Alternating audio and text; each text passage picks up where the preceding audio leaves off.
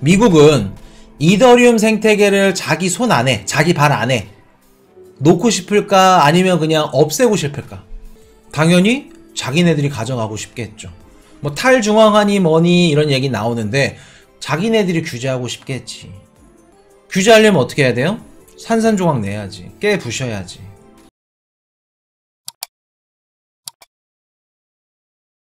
자, 이제 이더리움 얘기를 드리려고 하는데, 이더리움 폭락이면 알트들 죽어나겠네요. 뭐 우리 코인이슈 가족분들은 뭐 알고 계시니까 따로 말씀을 안 드리겠습니다. 자, 뭐 어떻게 되는지는 보시면 아시겠죠. 자, 이렇게 보시면은 일단은 요 기사를 딱 읽고 나서 어떤 일들이 좀 펼쳐질지 머릿속으로 그려지더라고요. 요거에 앞서서 요거부터 좀 보여드려야겠다. 뭐 이더리움 관련해서 우리 코인이슈 방송에서 수차례 다뤘기 때문에 예전 얘기들은 빠르게 지나가겠습니다.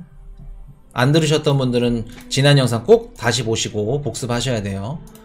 자, 이더리움 내년 3월달에 상하이 업데이트라고 이제 진짜 중요한 업데이트가 남아있다는 거 말씀을 드렸었죠. 지금 지분증명으로 바뀌었는데 100% 다 변신된 게 아니야. 50% 변신이 됐고 나머지 하반신 50%는 내년 3월달이 됩니다. 그 중에 이제 제일 중요한 역할을 하는 게 뭐냐면, 지금 이더리움을 랩핑시켜서, 쉽게 말해서 이더리움에 뭐 S 붙고 W 붙고 많이들 보셨죠? 이더리움에 랩을 씌워서 디파이 플랫폼에 예치를 해. 그러면 거기서 이자를 받는 겁니다. 근데 아직 지분증명이 다 넘어가지 않았기 때문에 이더리움을 랩핑 씌워서 예치해놓은 그 랩핑된 이더리움들은 출금이 안 됩니다. 디파이 플랫폼에서. 이해되셨죠? 근데 만약에 랩핑해놓은 이더리움을 담보로 대출을 받았거나 이런 물량들은 출금이 안 되다 보니까 이더리움이 일정 가격 밑으로 떨어지면 시장에 다 나오는 겁니다. 청산이 될 수 있다는 거예요. 이번 연도 5월달, 6월달 보셨죠? 블록파이나 셀시우스나 이런 애들 다 무너지니까 이더리움 막 가격 120, 130, 110만원, 100만원 초반대로 떨어지면서 물량이 시장에 막 나와. 그런 모습을 다시 보실 수 있다는 거예요. 자, 지금 보시면은 이더리움이 총 스테이킹 된 게 1450만 개입니다. 이 중에서 약 570만 개가 유동성 스테이킹으로 구성되어 있다 그래요. 570만 개. 그래서 보시면은 58%가 아더리라 해놨죠. 디파이 플랫폼. 그리고 12%가 중앙거래소 CEX. 보라색이 랜딩풀. 코인이슈가 말씀드렸던 암호화폐 대출 플랫폼들. 담보로 대출받고 이런 것들. 그리고 덱스 거래소 12%. 이런 식으로 보이는데, 자, 이더리움을 랩핑시켜서 스테이킹 해놓은 플랫폼들 중에 가장 많이 갖고 있는 게 뭐냐면 450만 개 중에 S-이더라고 총 거의 80% 가까이가 리도 파이낸스, S-이더가 리도 파이낸스에서 ST-이더죠. 폐경을 시켜서 예치를 해놓은 거예요. 요거 리도 파이낸스 물량이 거의 한 80% 가까이 된다고 합니다. 450만 개 중에. 자, 그러면 지금 450만 개 중에서도 ST-이더 이게 95만 개가 대출에 사용을 하고 있다 그래요. 이게 무슨 뜻이냐? 일정 그 이더리움 가격이 밑으로 떨어져. 어떠한 이유 때문이라도. 그러면 대출에 이렇게 95만 개 박혀져 있던 게 줄청산 날 수 있는 가능성이 있다는 겁니다. 이해되셨나요? 일정 가격이 떨어지면? 이더리움을 예전에 코인이슈가 비유를 해드렸죠. 이더리움은 휴대폰이다. 비유를 해드리면서 이더리움은 애플이다. 그리고 뭐 예를 들어서 폴리곤은 삼성. 뭐 그런 식으로. 이게 뭔 얘기냐면은 이더리움 같은 경우에는 이더리움 생태계 내에서 코인도 발행하고 NFT 마켓도 발행하고 메타버스도 발행하고 디파이도 발행하고 다양한 생태계를 발행하죠. 자, 우리가 휴대폰에다가 앱을 막 많이 깔아. 앱을 설치해. 근데 그 휴대폰이 이더리움입니다. 이해되셨나요? NFT라는 앱을 만든 게 누구예요? 전세계 1등 거래량 오픈시예요. 자, 덱스 거래소를 만들고 싶어. 이더리움 생태계에서 만든 덱스 거래소가 누구예요? 유니스왑. 요런 식으로. 이더리움이 지금 우리 시장에서 높이 차지를 하고 있고 높은 그 자리에 있는 게 이유가 뭐냐면 전 세계에 있는 웹 생태계들 요런 것들 다 갖고 있어. 자, 그러면 웹 2.0의 그 강자 누굴까? 웹 2.0은 얘네 국가가 다 가져가고 있어. 누굴까? 웹 2.0은 얘네가 강자야. 미국. 우리가 지금 보고 있는 유튜브, 그리고 또 뭐 구글, 페이스북, SNS, 왓츠, 아마존 다 미국 거죠. 자, 그러면 내가 미국이라고 생각해 볼게요. 웹 2.0의 구글이며 유튜브며 천문학적인 수입을 전 세계적으로 다 수금을 하고 페이먼트 시스템들이 다 결제가 연동이 돼. 애플이든 뭐든. 어떻게 보면은 웹 2.0의 강자였기 때문에 기축통화 달러의 수명이 더 길어진 겁니다. 미국은 이렇게 웹 2.0이라든 이런 것들을 갖고 있었을 때 어떠한 혜택들, 어떤 프리미엄이 자기한테 돌아오는지 알아. 자, 그러면 앞으로 웹 3.0 돌아간다 그러죠. 지금 이미 현존하는 웹 3.0 생태계에 구글, 페이스북, 유튜브 이런 역할을 해주는 게 누구예요? 우리 지금 웹 3.0 현재 크립토 커런시 시장에 그게 이더리움이죠. 자, 그러면 미국은 이더리움 생태계를 자기 손 안에, 자기 발 안에 놓고 싶을까? 아니면 그냥 없애고 싶을까? 이더리움을. 당연히 자기네들이 가져가고 싶겠죠. 뭐 탈중앙화니 뭐니 이런 얘기 나오는데 자기네들이 규제하고 싶겠지. 규제하려면 어떻게 해야 돼요? 산산조각 내야지. 깨 부셔야지. 싸게 갖고 가고 싶고 많이 갖고 가고 싶으면 부셔놔야겠죠. 자, 우리가 재건축을 할 때 어떻게 하죠? 아파트? 기존에 있는 주택들 허름한 것들 싹 다 밀고 포크레인으로 아파트 쭉 들어서죠. 똑같은 겁니다. SEC, 이더리움 뭐 갑자기 또 지분 주면 넘어가니까 증권형 토큰이다 뭐다 SEC에서 관리해야 된다 이런 얘기들 나오는 이유가 뭘까?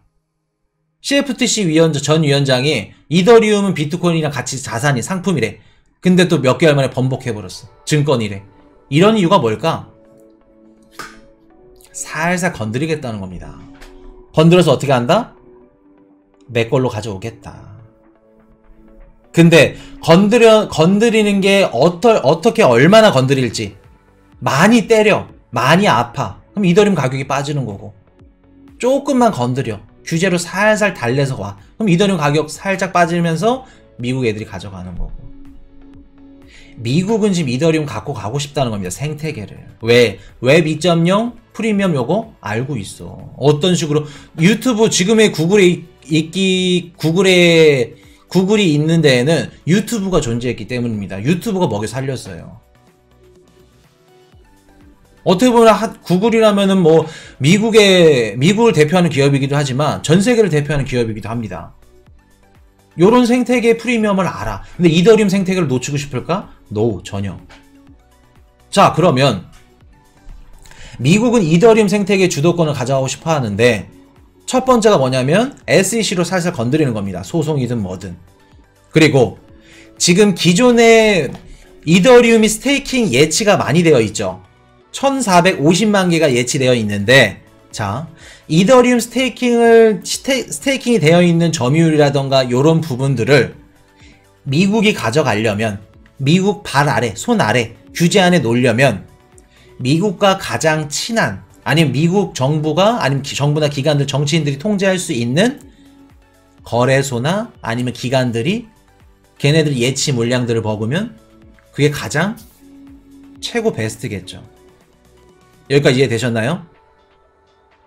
미국 암호화폐 거래소 중에 미국 정부나 기관들이랑 가장 친한 거래소가 있어. 누굴까? 코인베이스랑 SEC 소송 막 싸운대. 그랬더니 며칠 뒤에 이런 기사 나오죠. 피치, 뭐 S&P 이런 데서 코인베이스의 등급을 정크본드로 등급을 하향시켜. 정크본드면 위험한 채권이란 뜻입니다. 코인베이스 깨갱하고 어떻게 해요? SEC랑 다시 SEC가 하라는 대로 하죠. 코인베이스에서 그때 스테이킹 프로그램이었나?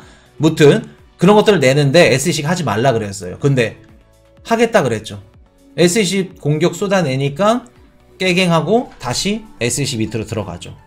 자, 그러면 지금 ST 이더 요거는 리도 파이낸스고 그리고 리도 파이낸스는 우리가 알고 있는 뭐 블록파이나 이런 애들처럼 그냥 그 일반 플랫폼입니다. 물론 미국 애들 거긴 한데 그냥 일반 플랫폼이에요. 자, CB 이더가 이게 두 번째죠. 여기 보시면은 토큰 서플라이에서 450만 개, CB 이더는 87만 개, 나머지는 뭐 15만 개, 6만 6천, 5만 5천, 뭐 둘이 합쳐도 요거 1등, 2등 못 넘죠. CB 이더가 뭐냐면 코인베이스 이더리움입니다. 요거 코인베이스가 갖고 있는 이더리움 스테이킹 요거 예치된 거 지금 거의 한 5배 되죠. 그러면 미국 정부나 아니 코인베이스 입장에서는 ST 이더 요거 지분을 뺏어와야 돼. 물량을. 이해되셨나요? 요런 식으로 뺏어와야 돼. 자, 그러면 기존에 예치되는 것들 출금이 안 돼. 출금이 안 되는데 언제 출금이 이동할 수 있죠? 언제? 코인이슈가 언제 요게 출금이 풀리고 언제 이동을 할 수 있다 말씀드렸죠? 상하이 업그레이드 3월달 예정인. 그러면 미국 정부 입장에서 코인베이스로 물량들을 싹 다 끌어당길 수 있는 기회가 다른 말로 하면 3월달이 될 수 있겠죠. 아니면 상하이 업데이트가 뭐 연기되건가 아니면 좀 당겨지던가 그 시점에 맞춰서 미국 정부 입장에서는 끌어당길 수 있는 기회가 되겠죠. 자, 보시면은 대형 거래소의 이더리움 스테이킹 검열 저항 사실상 포기.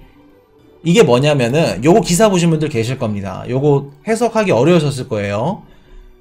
60%가 해외 자산 관리국 오펙이라 하면 안 되겠지. OFAC 여기서 규제 협조를 하고 있다. 이게 뭐냐면 이더리움이 머지 업데이트로 해서 지분 증명으로 넘어갔는데 넘어가서 그 이더리움 블록의 60% 가까이가 OFAC라고 해외 자산 관리국의 감시를 규제를 받고 있다는 겁니다. 이게 무슨 뜻일까? OFAC 해외 자산 관리청이라기도 하고 관리국이라기도 하고 말이 또 꼬여. 그냥 미국 기관인데 얘네들이 어떤 역할을 하는 기관이냐면 일단 미국 재무부에 소속되어 있는 기관입니다. OFAC라고. 미국 재무부 소속 해외자산 통제국, 통제청. 얘네들이 하는 이유가 뭐냐면 하는 일이 뭐냐면 자, 우리 제니 옐런 누님 있죠? 재무장관. 제니 옐런 누님이 딱 한마디 해. 큐사인 딱 내려. 그러면 러시아 관련된 주식, ETF 상품들 싹 다 거래 중지. 어마무시한 영향력이 있습니다. 이번에 러시아 우크라이나 전쟁 딱 터져서 러시아 기업들 다 제재시켰죠. 걔네들 주식시장에서 거래 통제시켜. 국제 주식시장 거래 여기 통제시켜버려. 그 역할을 하는 게 미국 재무부 해외자산 통제국 통제청 OFAC예요. 얘네들이 이더리움 생태계의 60% 이상을 지금 관리하고 있다는 겁니다. 70% 가까이. 한 가지 또 예를 들면은 베네수엘라 정권을 막 지지했던 그 중국 국영기업이 있습니다. 전자수출입공사 막 이런 그 기업들. 걔네들 싹 다 거래 중지시켜. 이란 랜섬웨어 조직 관련들 해커들 얘네들 싹 다 정지시켜. 비트코인 주소 싹 다 차단하죠. 그리고 최근에 러시아의 그 공격 우크라이나 공격하는데 드론 공격을 제공했다고 해서 이란 기업을 싹 다 거래 중지를 시킵니다. 걔네들이 미국 재무부, 해외자산 통제국 OFAC 얘네들이에요. 얘네들이 지금 이더리움 생태계를 관리 검열하고 있다는 겁니다. 60% 이상을, 70%를. 그러면 뭐 탈세라던가 아니면 뭐 마약, 뭐 밀매, 아니면 뭐 테러 자금 이런 것들을 싣고 그 나르는 걸로 의심이 되는 이더리움 주소들을 싹 다 어떻게 해요? 밴시키고 막고 있다는 거예요. 이게 뭐를 의미하는 걸까? 미국 정부에서 이더리움 생태계에 지금 규제 간섭이 시작됐다는 겁니다. 사실상 포기. 이런 말씀 해주셨었죠. 비트코인, 블록체인은 탈중앙화입니다. 코인이슈님. 코인이슈가 뭐라고 말씀드렸죠? 거기에다가 비트코인은 탈중앙화 아니에요. 탈중앙화 아닙니다. 왜? 비트코인이 탈중앙하고 이더리움이 탈중앙하면 앞으로 살아남을 수가 없다. 정부에서 허용하지 않고 거래소에서 거래를 못하는데 비트코인이 어떻게 탈중앙화가 돼? 물론 2008년 리먼 사태 때 못 믿었고 그런 것들로 인해서 탈중앙 성격으로 나온 건 맞습니다. 근데 성격이 변모됐죠. 검열이라는 게 뭘 한다는 걸까요? 여기서는 이제 뭔 얘기냐면 해커라던가 뭐 자금 세탁이라던가 안 좋은 애들 그냥 걸러내겠다는 겁니다. 근데 이렇게 걸러내겠다는 거, 여기서 이렇게 걸러내겠다 하지. 도둑놈이 자기 거 뭐 훔쳐간다 얘기하나요? 얘기 안 하죠. 사실상 SEC든 뭐든 규제 관리 감독 들어갔다. 그거 보셔야 됩니다. 그러면 내년 3월 달에 코인베이스든 미국 정부든 아니면 다른 기관이든 이더리움 생태계를 조금 더 점유율을 가져갈 수 있는 시점이 내년 상반기 아니면 뭐 상하이 업데이트 그 시점에 맞춰서. 그러면 이더리움 가격이 지금 어떻게 될까? 지금 이더리움 가격 150이죠. 따로 말씀을 안 드리겠습니다. 그렇게. 그래서 나중에 코인이슈가 말씀드렸던 일들을 몇 개월 뒤에 보시게 되면 아, 저 젊고 새파란 놈이 저렇게 얘기했던 거구나. 그렇게 보시면 돼요. 한 가지 말씀을 드리면 진짜 답답해서 말씀을 드릴게요. 코인이슈는 이더리움을 300만원에도 샀고 400만원에도 샀습니다. 높은 금액에도 샀어요. 근데 신나서 이렇게 말씀을 드리는 이유는 있어. 지금 똑같이 코인이슈 이렇게 말씀을 드렸는데 누구는 야 내가 지금 이더리움 갖고 있는데 이더리움 가격이 떨어진다고? 기분 나쁘네? 쥐가 뭘 한다고? 나는 A라는 분가 나는 300에도 400에도 샀는데 가격이 더 떨어지면 빨리 현금 모아야겠다. 더 아래에서 미국 정부도 탐내는 그런 이더리움을 담을 수 있잖아. B라는 분이 있어요. 똑같은 상황을 보고 똑같은 그림을 보고 똑같은 장면을 보더라도 뷰가 달라. 다르기 때문에 비트코인 시장에 와서 돈을 벌고 수익을 나고 누구는 막 떵떵거리면서 막 잘 살고 하는데 누구는 울고불고 하는 겁니다. 생각의 차이예요. 어려울 거 단 한 개도 없습니다. 이해되셨죠? 누군가한테는 걱정이고 막 스트레스 받고 싫은 소리고 미운 소리고 하지만 누구한테는 몇십 년 만에 잡을 수 있는 기회다. 그렇게 말씀을 드리겠습니다. Hey, I got a confession. Been losing all momentum.